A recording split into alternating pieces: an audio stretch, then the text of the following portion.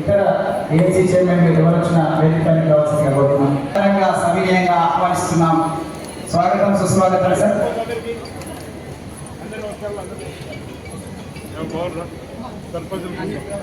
Great honour to us కోరుతున్నాం. సరే గట్టిగా చెప్పడంతో ఆర్ శ్రీనివాస్ గారికి స్వాగతం పలుకుదాం. మున్సిపల్ చైర్పర్సన్ సిసిల అలాగే వేములవాడ వారి ఇరువురు వేదికపైకి వచ్చి ఆశీర్వదించవచ్చు. Telangana state commission for protection of child rights గారికి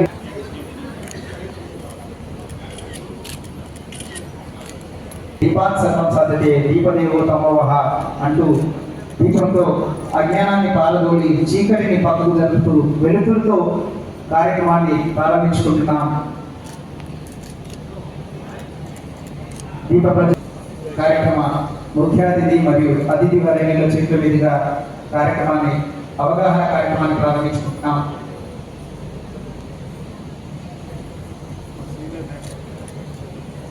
శుభం కరోతమే పాపం సంధ్యా దీపో నమో నమః అంటూ దీపంతో భవితకు పునాదులైనటువంటి బాలల పరిరక్షణ కార్యక్రమం జరుగుతుంది. ఇక్కడ వారు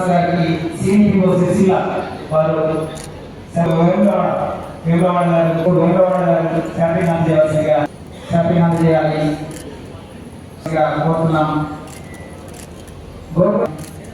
ప్లీజ్ వెల్కమ్ అంటున్నాం.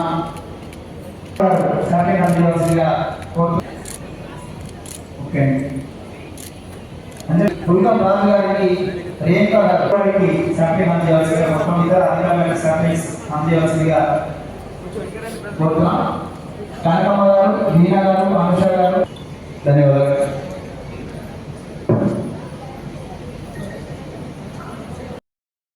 అనేటువంటిది గ్రామ స్థాయిలో మన సమాజ సమస్యలుకుంటున్నారు. సో ఎక్కడైతే తల్లిదండ్రులు కొన్ని కారణాల వరకు ఉందో సో ఆ సందర్భంలో మనం ఆసరాగా ఇవ్వాలి. ఆ పిల్లలందరికీ కూడా మనం సంరక్షణ.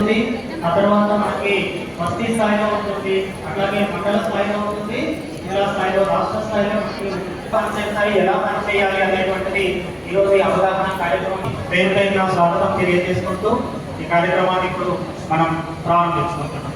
సో ముఖ్యంగా మన జిల్లాలో చూసినట్లయితే మనం ఇప్పటి వరకు 302 మంది అనాథ పిల్లల్ని మనం గుర్తించడం జరిగింది, మంజూరు చేస్తున్నాం మేడం. సో ఇప్పటి వరకు అక్టోబర్ వరకు మనం పేమెంట్ అందరికీ కూడా అప్డేట్ చేయడం జరిగింది.